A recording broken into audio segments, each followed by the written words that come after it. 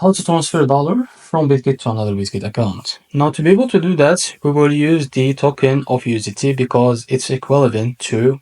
Now, to be able to do that, make sure to open your Bitget account and tap on Assets. And now from the top bar, tap on. And as you can see here, tap on Withdraw. Now, if you don't see your token here, USDT, you can search it on the search bar. So if you find it here, just tap on it. And now to be able to transfer to another Bitget account, now select the internal transfer and tap on it.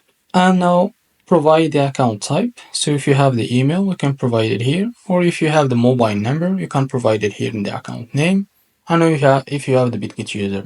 So after you select the account type, now just provide the account name. And after that, here you can type how much you want to transfer.